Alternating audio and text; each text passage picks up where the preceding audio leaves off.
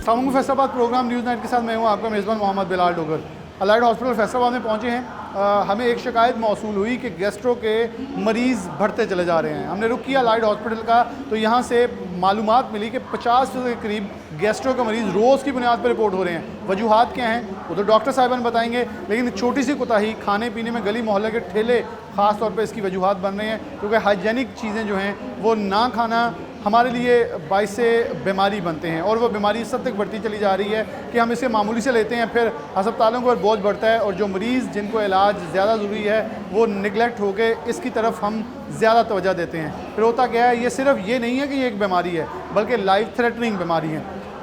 बड़ी उम्र और आम लोगों के लिए, ख़वातीन जो हामला है उनके लिए, और बच्चों के लिए कितनी ख़तरनाक हो सकती हैं, सब प्रोग्राम में आपके सामने रखेंगे। माहिरीन को लेंगे जो कि तमाम शोबों से वाबस्ता होंगे, और आपके सामने रखते हैं कि क्या क्या वजूहात हैं, क्या अलामात हैं, और क्या इससे महफूज रहने की तदाबीर है। प्रोग्राम में आगे बढ़े सबसे पहले अगर बात करें, क्योंकि अलाइड हॉस्पिटल की इमरजेंसी जो मेडिकल इमरजेंसी उसके अंदर मौजूद है, मसला गैस्ट्रो का इस हद तक बढ़ा है कि हमारी छोटी सी कोताहियाँ, गफलत जो है हमें इस हद तक लेके आ रही है कि अस्पतालों के अंदर एक तो रश बढ़ रहा है, उसके बाद इसका फैलाव बहुत तेज़ी से हो रहा है। बिलाशुबा ये 2 माह बड़े इस हवाले से क्रूशल भी होते हैं, लेकिन कहीं ना कहीं हमारी कोताहियाँ जो हैं हमें ज़्यादा इस तरफ धकेल के लेके जा रही हैं। डॉक्टर आमिर मौजूद हैं, सबसे पहले इरफान साहब मौजूद हैं, सबसे पहले इनसे शुरू करते हैं, फिर दीगर डॉक्टर साहिबान मौजूद हैं, उनकी तरफ बढ़ूँगा। इरफान भाई, सबसे पहले तो बहुत शुक्रिया आपका सब डॉक्टर्स का टाइम देने के लिए। कैसे देख रहे हैं कि ये इस वक्त देखें तो इसकी तादाद काफ़ी बड़ी है? हमने आपसे पहले मालूमात ली, क्योंकि हमें बेशतर कॉल आई कि इसके ऊपर प्रोग्राम करें, आगाही रखें, ताकि आवाम को मालूम हो कि इस वक्त गैस्ट्रो का बढ़ता हुआ फैलाव की वजूहात क्या हैं, कोताहियाँ क्या हैं, और जनरली इसके बारे में कौन सी प्रिकॉशंस हैं जो कि अडॉप्ट की जा सकती हैं। बिल्कुल आप ठीक कह रहे हैं। जैसे ही बरसात शुरू होती है, गैस्ट्रोएंटेराइटिस, जिसको डायरिया, वॉमिटिंग बहुत ज़्यादा बढ़ जाता है। आप प्राइवेट क्लिनिक्स ले लें, प्राइवेट हॉस्पिटल ले लें, गवर्नमेंट हॉस्पिटल ले लें, मेजर बर्डन हमारे पास गैस्ट्रोएंटेराइटिस का ही। अब इसकी कई वजूहात हैं। हम हर दफ़ा जब बरसात शुरू होती है तो लोगों को आगाह करते हैं कि सबसे बड़ी वजह जो है ये फुटपाथों पे जो फूड बिक रहा है, ये सारे का सारा एक तो गर्मी है और दूसरा बरसात है। इसमें बैक्टीरिया भी है और उनकी ग्रोथ भी मल्टीपल हो जाती है, बहुत ज़्यादा बढ़ रही है। मैं एक हमारे साथ ये डॉक्टर, आपने मुझे इनका तारुफ करवाया था। एक चीज़ ये भी है कि हमारे सोशल मीडिया के ऊपर हम इनको बड़े मासूम करके शो कर देते हैं, जी इनसे कभी ख़रीद लिया करें, इनको प्रमोट करते हैं। इनके हमें इनको कंडेम करना चाहिए कि एक शख्स ना तो टैक्स देता है, ना रोड के ऊपर किसी तौर पे अपना हक समझता है, लेकिन वो एक बीमारी की फ़िज़ा को प्रमोट कर रहा होता है, हम भी उसे प्रमोट कर रहे हैं। मैं बिल्कुल 100% एग्री करूँगा। 4 इशू आते हैं। सबसे पहली बात कि वहाँ जो गन मन सब कुछ आ जाता है, उसने कोई शीशे का शोकेस नहीं लगाया था जो कि कंपलसरी है। दूसरे नंबर पर टेम्परेचर मेंटेन नहीं होता। गर्मी की वजह से वहाँ पर बैक्टीरियल ग्रोथ बढ़ जाती है, जिसकी वजह से जो भी वो खाएगा, वो जितना भी मजबूत इम्यूनिटी का मालिक होगा, वो गैस्ट्रोएंटेराइटिस का शिकार हो जाएगा, उसको पखाने लग जाएंगे, अंतरियों का इन्फेक्शन आ जाएगा। और तीसरी सबसे बड़ी वजह, जो पानी का इस्तेमाल कर रहे हैं वो भी बगैर बॉयल्ड किए गदला पानी दे रहे हैं, जो कि उससे बड़ी वजह होती है। और सबसे इंपॉर्टेंट चीज़, हाथ नहीं धोते।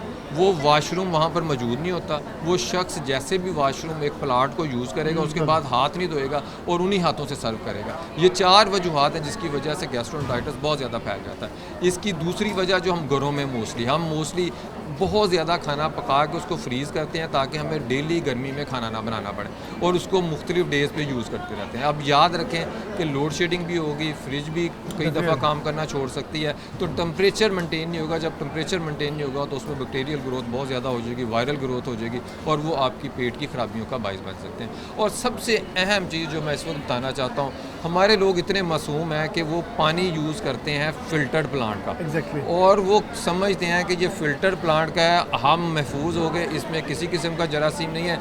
ये सबसे बड़ी अहम काना सोच है। ये जितने फ़िल्टर प्लांट कर रहे हैं, अगर आप इनका मुआयना कराएंगे, कोई एक भी म्यार पे उतरे तो आप यूज़ ही नहीं होते। मोस्टली वो ना उसका फ़िल्टर यूज़ करते हैं, ना उसमें मिनरल ऐड करते हैं। अब इसके 3-4 नुकसान हैं। एक तो सबसे बड़ा नुकसान ये आ जाता है कि आप एक जरासीम वाला पानी यूज़ कर रहे हैं, फ़िल्टर उसमें से बैक्टीरिया को रिमूव नहीं करता, और दूसरा उसके मिनरल मेंटेन नहीं होते। जो खारा पानी होता है, जो ज़मीन का पानी होता है, उसकी ऑस्मोलैरिटी करें तो वो 500 से ऊपर होती है। इतनी ऑस्मोलैरिटी कोई शख्स बर्दाश्त कर ही नहीं सकता। अब बेसिकली फ़िल्टर का होता है कि पहले वो सारे मिनरल फ़िल्टर करता है, बैक्टीरिया फ़िल्टर करता है, फिर उसमें अपने मिनरल ऐड करता है, लेकिन इस तरह की कोई फैसिलिटी नहीं है। तो मैं आवाम को कहूँगा कि बरसात में इन फ़िल्टर प्लांट्स पे ना जाइए, पानी उबाल के ठंडा करके यूज़ करें। जब आप पानी उबाल के ठंडा करके यूज़ करेंगे वो किसी भी फ़िल्टर्ड पानी से, किसी भी मिनरल वाटर से हज़ार दर्जे बेहतर होगा। डॉक्टर साहब, तादाद इस वक्त अगर देखें तो कितनी है तकरीबन, क्योंकि आपसे हम मालूमात ले रहे थे तब आपने बताया था कि फ़िक्स इतनी अमाउंट है लोगों की जो अभी तक यहाँ रजिस्टर्ड हो चुके हैं। अब मसला ये होता है कि अगर फ़र्ज़ करें एमरजेंसी में 400 मरीज़ रोज़ का आ रहा है, तो उस 400 मरीज़ में से 150 से 200 तक को गैस्ट्रोएंटाइटिस यानी होता कि है। 50% के लगभग 50% जो बर्डन अलाइड हॉस्पिटल पे, प्राइवेट हॉस्पिटल पे और इवन हमारे प्राइवेट क्लिनिक्स पे आ रहा है,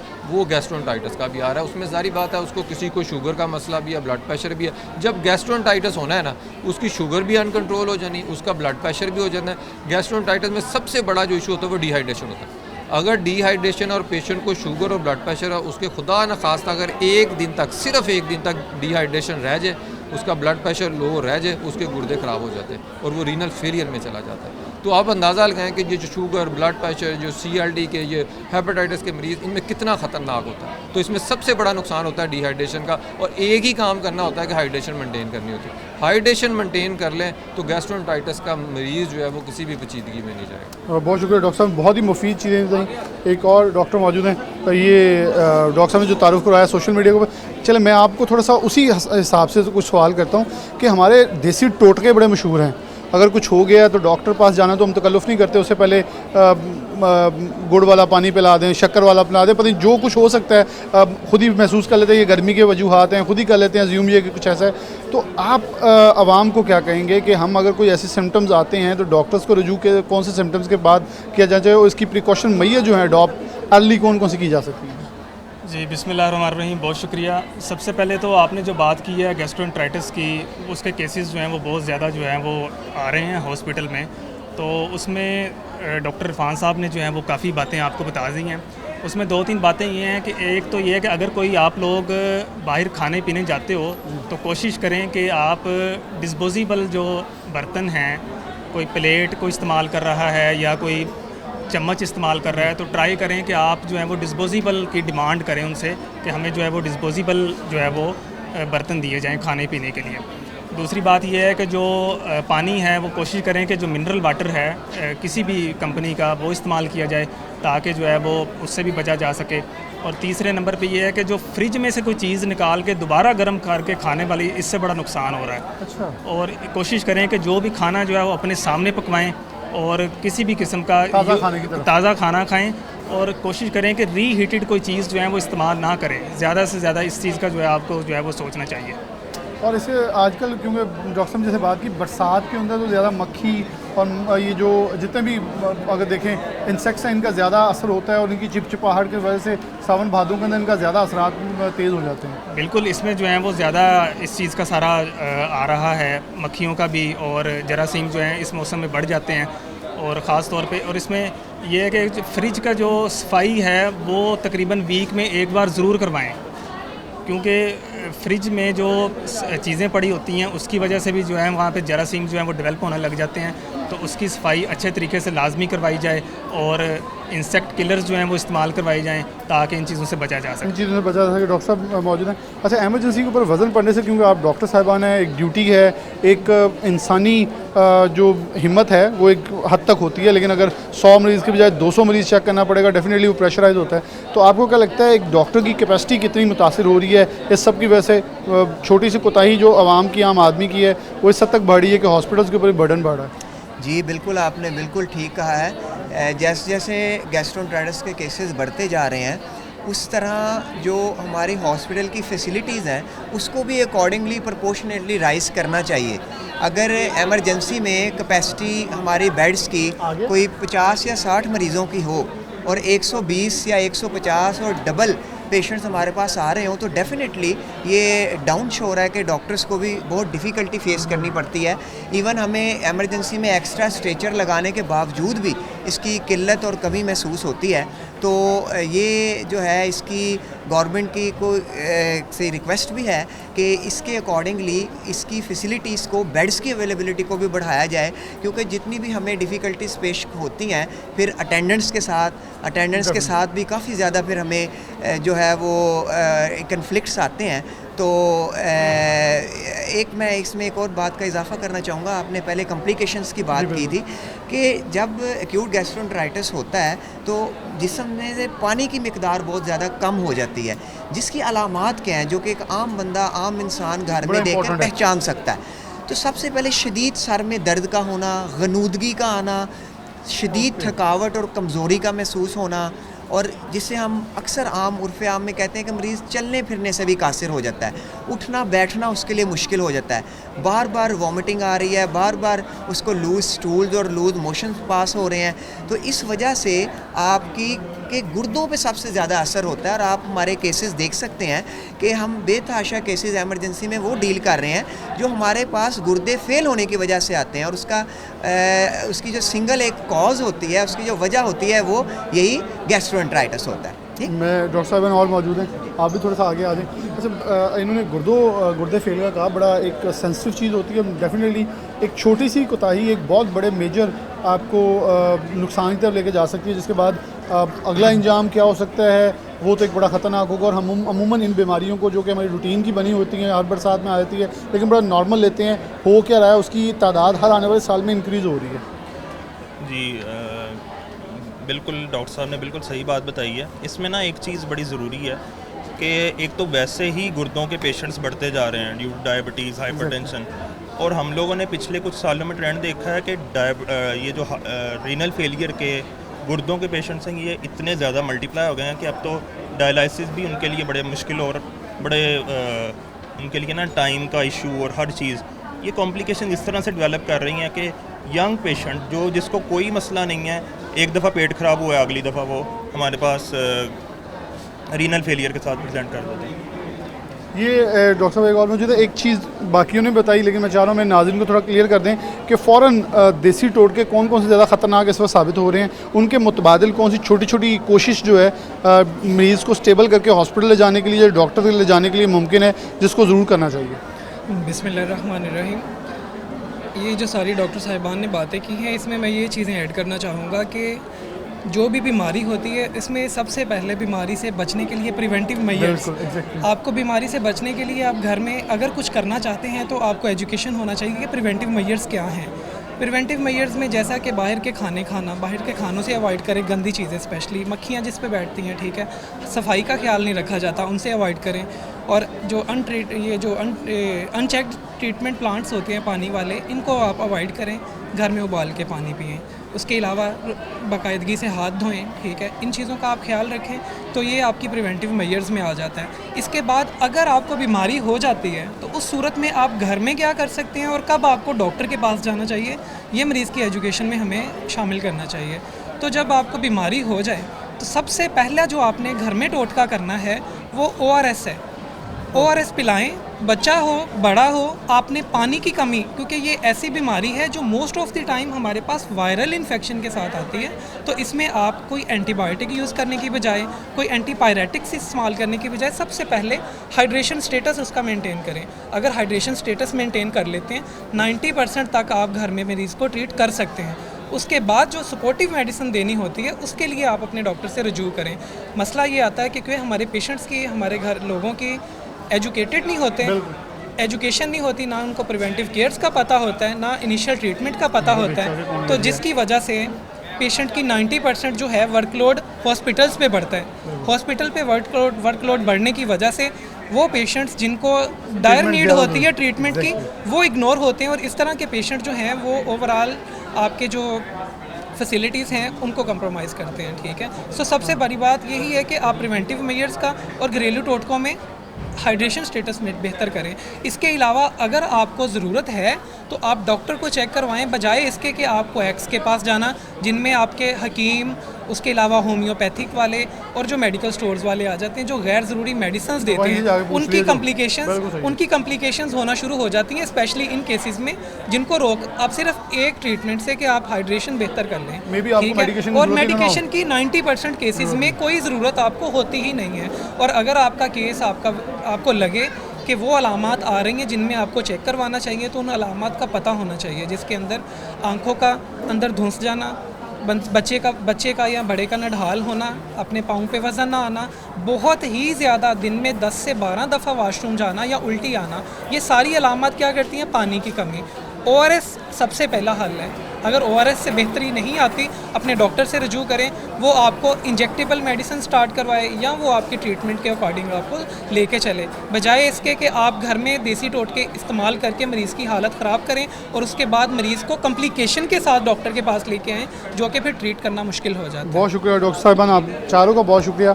आपने बहुत ही मुफीद मसले दिए। ख़ास तौर पे एक सबसे इम्पॉर्टेंट चीज़ थी कि वो हम भी बड़ी इलाज मोहताज जो है और केयर जो है वो इलाज से बेहतर, ये जुमला बड़ा रैपिडली बोला जाता है हर जगह, लेकिन ये इस पे अमल करना हम अपने लिए बड़ा मुश्किल समझे। डॉक्टर साहब ने बड़ी बात अच्छी की कि 50% कम तो हमारी लिटरेसी रेट है, उस वजह से हमारे पास देसी टोटकों का आज भी दम दरूद का या और चीज़ों का ज़्यादा असर पड़ जाता है कि इसको कोई नज़र लग गई है। लेकिन अमूमन जो साइंटिफिकली दीन ने भी प्रूव की हैं चीज़ें, हमें उनके पास जाना भी चाहिए और इनको जल्द से जल्द ट्रीटमेंट की तरफ लेकर जाना चाहिए ताकि हम बच सकें। यहाँ मरीज़ भी मौजूद हैं, उनके केयर साथ मौजूद हैं लोग, उनसे भी बात कर लेते हैं कि वजूहात हैं क्या। अस्सलाम वालेकुम, कित्थों आए हो? सांगला हेल तो की होया? ਇਹ ਇਹਨਾਂ ਦਾ ਪੇਟ ਖਰਾਬ ਤੇ ਕੋਈ ਉਲਟੀਆਂ ਹੋਈਆਂ ਸੀ ਸਾਹਿਬ ਵੀ ਹੋਸ਼ ਹਨ ਕੱਲ ਤੋਂ ਲਾ ਕੇ ਤੇ ਇੱਥੇ ਮਾਸ਼ਾਅੱਲਾ ਆਏ ਆ ਔਰ ਹੋਸ਼ ਵੀ ਹੈ ਇਹਨਾਂ ਨੂੰ ਬਹੁਤ ਅੱਛੇ ਤਰੀਕੇ ਦੇ ਨਾਲ ਇਹਨਾਂ ਖਾਦਾ ਨੇ ਪੀਤਾ ਕੀ ਸੀ? ਕੋਈ ਵੀ ਨਹੀਂ ਸਾਹਿਬ ਕੱਲ ਦੀ ਲਾ ਕੇ ਕੋਈ ਚੀਜ਼ ਨਹੀਂ ਖਾ ਰਹੀ ਨਹੀਂ ਉੱਥੇ ਉੱਥੇ ਹੋਇਆ ਵਜ੍ਹਾ ਕੀ ਬਣੀ? ਜੀ ਸਾਹਿਬ ਕੋ ਘਰ ਦਾ ਪਾਣੀ ਪੂਣੀ ਪੀਂਦੇ ਰਹੇ ਆ ਪੇਟ ਦੇ ਵਿੱਚ ਖਰਾਬੀ ਤੇ ਉਲਟੀਆਂ ਨਾਲ ਤੇ ਆਉਂਦੀਆਂ ਘਰ ਨੇ। ਕੋ ਫਿਲਟਰ ਪਲਾਨ ਲੱਗਾ ਜਾਂ ਵੈਸੇ ਹੀ ਨਹੀਂ ਸਾਹਿਬ ਘਰ ਦਾ ਪਾਣੀ ਸਾਦਾ ਹੀ ਪਾਣੀ ਲੈ Yes. ਇਸਤੇਮਾਲ ਕਰਦੇ ਰਹੇ? Yes, sir. ਤੇ ਹਾਲਤ ਫਿਰ ਤੁਰਨ ਫਿਰਨ ਤੋਂ ਗਏ, ਕਦੋਂ ਪਤਾ ਲੱਗਾ ਤੁਹਾਨੂੰ ਕਿ ਬਿਮਾਰੀ ਜ਼ਿਆਦਾ ਵਾ? ਬਿਮਾਰੀ ਜ਼ਿਆਦਾ 4-5 ਦਿਨ ਤੋਂ सांगले ਦਾਖਲ ਰਹੀ ਹੈ ਔਰ ਕੱਲ ਇੱਥੇ ਲੈ ਕੇ ਆਏ ਆ ਤੇ ਬੇਹੋਸ਼ ਸਨ। ਇਨਸ਼ਾਅੱਲਾ ਇੱਥੇ ਯਕੀਨ ਸਾਨੂੰ ਇਸ ਡਾਕਟਰ ਸਾਹਿਬ ਨੇ ਬਹੁਤ ਮਿਹਰਬਾਨੀ ਕੀਤੀ ਔਰ बहुत ही इतने उम्दा इलाज केयर करते हैं। चलें जी, हालत क्योंकि मैं टीवी पे दिखाना नहीं चाहूँगा, बड़ी क्रिटिकल सिचुएशंस हैं मरीज़ों की। यहाँ बेशतर मरीज़ जो हैं वो गैस्ट्रो के हैं और इसकी वजूहात के अंदर सबसे मेन वजूहात ये हैं कि एक छोटी सी कोताही, उन्होंने कहा पानी घर का इस्तेमाल कर रहे थे, फिर उसको बाद थोड़ा ऐसा बढ़ा है, उसे हॉस्पिटल ले गए, वहाँ से यहाँ शिफ्ट हुआ है, तो इस वक्त उनकी हालत काफ़ी ख़राब है, जो कि इस चीज़ को ज़ाहिर करती है कि छोटी कोताही जो है वो बड़े नुकसानात की तरफ लेके जा रही है। एक ब्रेक लेंगे, दोबारा हाजिर होते हैं।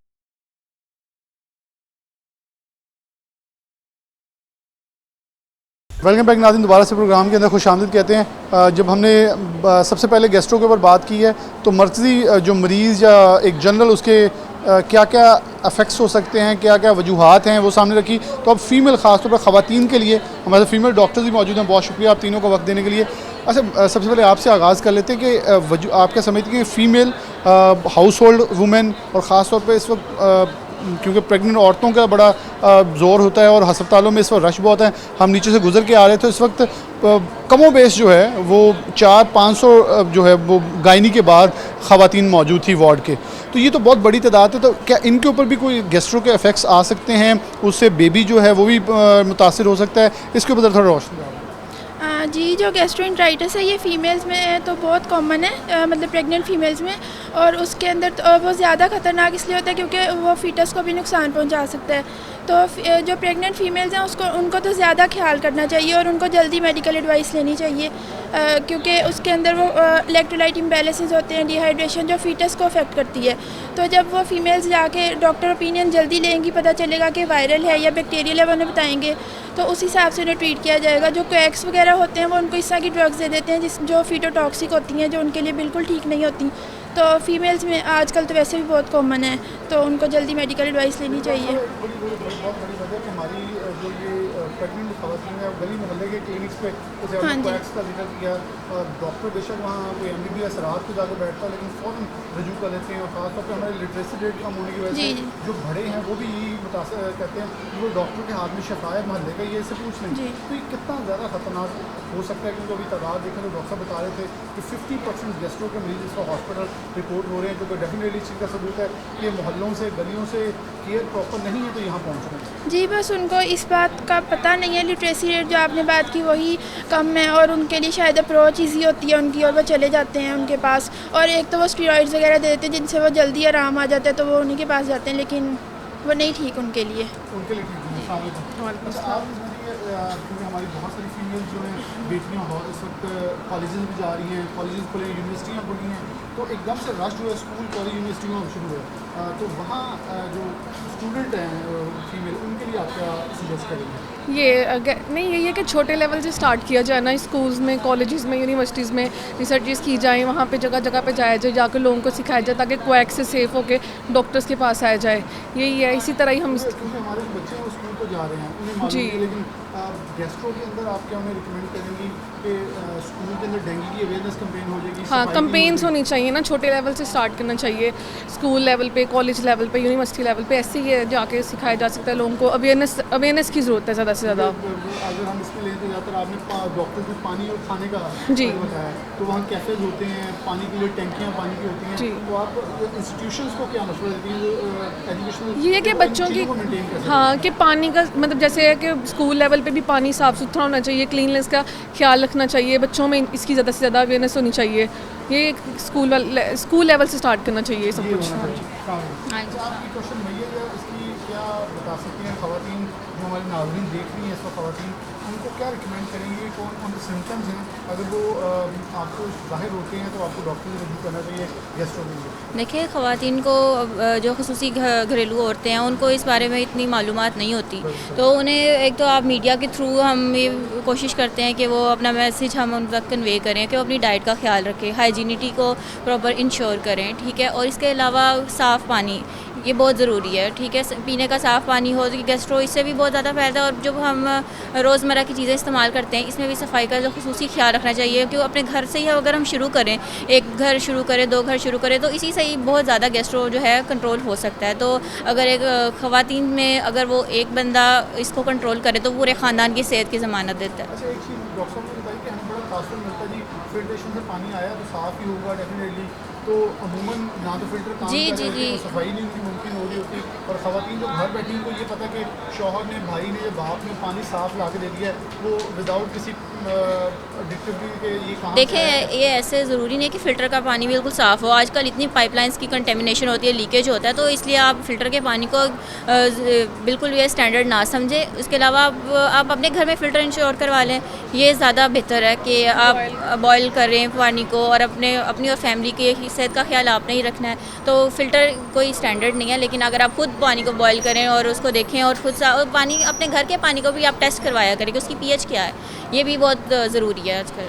बहुत शुक्रिया। यहाँ बहुत सारी चीज़ें ये हैं जो डॉक्टर साहिबान ने रखी हमारे सामने, फ़ीमेल डॉक्टर थी, कि ख़वातीन के लिए बड़ा ज़रूरी है, और ख़ास तौर पर जो मेन अलार्मिंग चीज़ है वो है प्रेग्नेंट ख़वातीन, जो सबसे ज़्यादा इस वक्त रडार के ऊपर हैं, क्योंकि उनके अंदर एक बेबी है जिसकी असरात जो उनके बेबी तक भी जा सकते हैं, और फिर ये सिर्फ एक जान नहीं बल्कि 2 जानों को मुतासिर कर सकता है, क्योंकि ख़ास तौर पर इसके साथ जो गुर्दे फेलियर का मसला है, अगर वो इससे इंटेंसिटी के साथ होता है तो इसके बेबी की जो बर्थ है उसके ऊपर भी इसके असरात पड़ेंगे, और फिर ये शिद्दत जो है वो कहीं ना कहीं लाइफ डैमेजिंग की तरफ लेकर जा सकती है। तो इस वक्त हस्पतालों के अंदर 50% सिर्फ जो फिगर्स डॉक्टर साहब ने जब हमें बताए, डेफिनेटली हमारे लिए अलार्मिंग थे कि 50% अगर हम सिर्फ एक छोटी सी कोताही की वजह से अपनी जान को ख़तरे में डाल रहे हैं और हॉस्पिटल्स के ऊपर बर्डन में डाल रहे हैं, तो हमें ख़ुद भी एक अच्छे शहरी होने के नाते इन चीज़ों के अंदर कॉपरेशन करनी होगी ताकि इसको मिनिमाइज़ करते हुए चीज़ों को आगे लेके चल सके।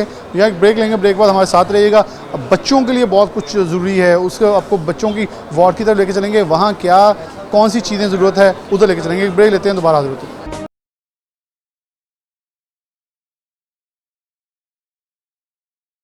वेलकम बैक नाज़रीन, दोबारा से प्रोग्राम के अंदर खुशामदीद कहते हैं। डॉक्टर अली असगर तासीन इंचार्ज ये बच्चा वार्ड हमारे साथ मौजूद हैं, इनसे बात का आगाज़ करें। डॉक्टर साहब बहुत शुक्रिया, आपका भी शुक्रिया वक्त देने के लिए। डॉक्टर साहब, हमने ओवरऑल बड़ों के साथ ख़वातीन की बात की, लेकिन बच्चे मैं प्रोग्राम के आखिर पे इसलिए रखे क्योंकि ज़्यादा लोग इसे देख भी सकें और ज़्यादा सेंसिटिव मामला होता है। गैस्ट्रो के मरीज़ डॉक्टर इरफान साहब ने स्टार्ट में बताया कि 50% के करीब ओवरऑल रिपोर्ट हो रहे हैं हॉस्पिटल के अंदर, जिससे बर्डन भी बढ़ा है। बच्चों के अंदर इसकी रेशो कितनी है और इसके अंदर कोताहियाँ कौन से, एलिमेंट्स कौन से हैं, और प्रिकॉशन मेजर्स हम कौन से अडॉप्ट कर सकते हैं? जी शुक्रिया। ऐसे है कि बच्चों में जो गैस्ट्रो की वबा है वो बहुत ज़्यादा कॉमन है, और ख़ुसूसन इस मौसम में जब मौसम गर्मा स्टार्ट होता है तो बहुत ज़्यादा बढ़ जाती है। और हमारे पेशेंट जो इन पेशेंट डिपार्टमेंट है जहाँ हम बच्चों का दाखिला करते हैं, वहाँ तकरीबन 50% बच्चे हमारे एडमिशन के गैस्ट्रो के साथ एडमिट होते हैं। इसी तरह ओपीडी में पेशेंट जो है उसमें भी एक मेजर बल्क जो है ना ओपीडी के साथ, जो गैस्ट्रोएंटेरिटिस के साथ वॉमिटिंग, डायरिया और लूज़ मोशन के साथ आ रहा है। तो उसकी वजूहत तो यही हैं कि आजकल चूँकि मौसम गर्म हो जाता है, तो एक तो लोग खाने का पीने की चीज़ें हैं उसमें थोड़ी बहुत हो जाती है।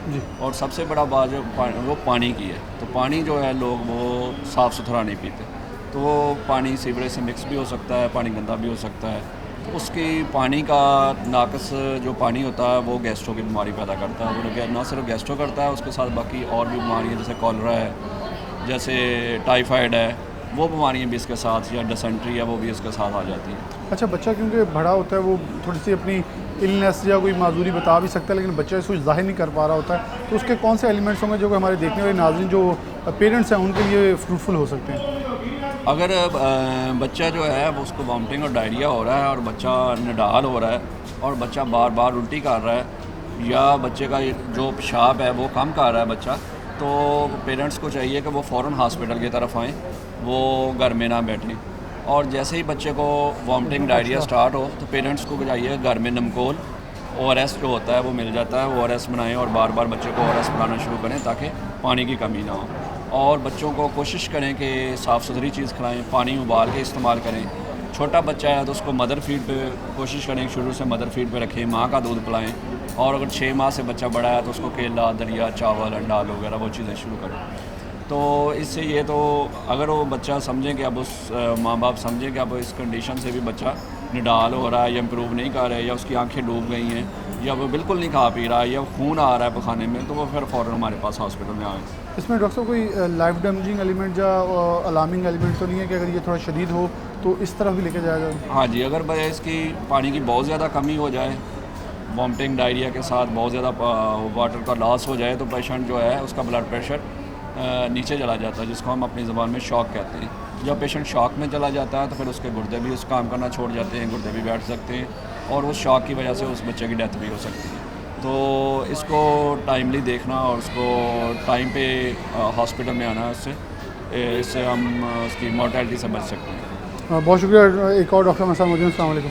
अच्छा, आप कैसे देखें जो आने वाले डॉक्टर्स मरीज़ तो हैं, डॉक्टर ने बड़ी डिटेल में सारी चीज़ बताई, लेकिन आप पेरेंट्स को, वालदा जो देख रही हैं, उनको क्या इस हवाले से एडवाइस करना जैसे कि सर ने बताया कि उसमें हम देखते हैं यही कि पतले दस्त और उल्टी की जो मोस्ट कॉमन काजेज़ हैं वो यही है कि सफाई सुथराई का ख्याल ना रखना का, और उसके साथ जो बहुत सारी बीमारियाँ जैसे सर ने बताया कि टाइफाइड बुखार है और वायरल हेपेटाइटिस, पीला यरकान, उसकी बहुत सारी बीमारियाँ हमारे पास रिपोर्ट हो रही हैं। तो उसमें मदर को यही गाइड करना है, जैसे कि मदर फीड है 6 मंथ से नीचे है, वो देखते हैं कि आप प्रॉपर मदर फीड कराएं। उसके बाद खाने पीने में जो ग़िज़ा पेट के लिए अच्छी है, जिसमें केला, खिचड़ी, चावल, दही, हम वो करते हैं। और सबसे ज़्यादा इंपॉर्टेंट है पानी, नमकियात की कमी को बचाने के लिए आप ORS चूज़ करें, ठीक है। उसमें प्रॉपर हम गाइड करते हैं कि आपने इतना ORS मोशन के बाद जो है वो देना है, और पानी को उबाल के जो है वो यूज़ करना है। इसके अंदर दूध का इस्तेमाल भी, क्योंकि बच्चों को हम अमूमन आजकल मदर फीड की बजाय नॉर्मल बच्चों को बहुत तेज़ी से मिल्क की तरफ भी लेके आया जा रहा है। और ख़वातीन हमारे, क्योंकि मैंने पहले भी प्रोग्राम के अंदर बात की है, नाज़रीन जान रहे हैं कि टोटके हमारे बड़े मशहूर हैं। मैं हमेशा प्रोग्राम में जब डॉक्टर से बात कर रहा हूँ ये बात कहता हूँ कि टोटकों हवाले से आप आवाम को बताएंगे, वो शायद मेरी बात ना समझें, लेकिन आपकी समझ तक कितने ज़्यादा डैमेजिंग हो सकते हैं। जी बिल्कुल, ऐसे बच्चों की अंतड़ियाँ वैसे कमज़ोर होती हैं। 1 साल से पीछे जो हम वैसे ही कहते हैं कि आप गाय भैंस का दूध ना दें, और उसमें प्रॉपर ये है कि मदर फीड ही दें, ठीक है। तो ये जो चीज़ें होती हैं, दूध जो देते हैं उससे अंतड़ियाँ ज़्यादा डैमेज होने का खर्चा। तो एक बच्चा जो पहले से ही मोशन कर रहा है उसकी अंतड़ियों की तो नालियाँ सारी डैमेज हो, तो जैसे ही ये दूध आप बढ़ाएंगे, उसकी मिकदार बढ़ाएंगे तो मोशन ज़्यादा, ठीक है।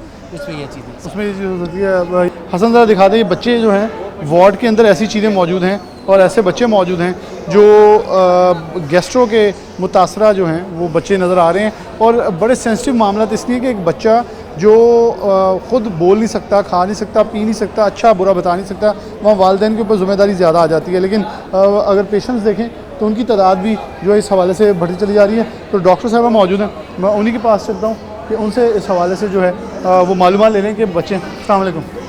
अच्छा, आप इस वार्ड को देख भी रही हैं, बच्चों के पास भी जा रही हैं, मतलब वालिदैन को, इतना मैंने उनसे पूछा कि आपको बच्चे को गैस्ट्रो, कहते नहीं, निमोनिया, कहते नहीं, मतलब पेरेंट्स को इस हद तक भी इंफॉर्मेशन नहीं है। तो आप नाज़रीन को क्या गाइड करेंगी कि कौन कौन से सिम्टम्स हैं, तो इससे फ़ौरन रिलीफ के लिए या हॉस्पिटल आने से पहले जो एहतियाती तदाबीर हैं वो कौन सी हो सकती हैं? एहतियाती तदाबीर सबसे पहले माँ के एज पे जो एहतियाती तदाबीर है वो यही है कि वो हाथ धो के बच्चों के साथ, मतलब जब भी कांटेक्ट करने लगे और जो भी फीडर वगैरह दे रही हैं उनको अच्छी तरह उनकी सफाई का ख्याल रखें। उसके बाद बच्चे हमारे पास ज़्यादातर इसी तरह आते हैं कि वो लूज़ मोशन की कंप्लेन होती है उनकी, और साथ में फ़ीवर भी हो जाता है अगर बैक्टीरियल इन्फेक्शन हो तो। हम उसके लिए उनको ट्रीट करते हैं। अभी यहाँ पे हमारे पास मोस्टली जितने भी केसेस आए हैं वो सब गैस्ट्रो के ही पड़े हुए हैं इस वार्ड में भी।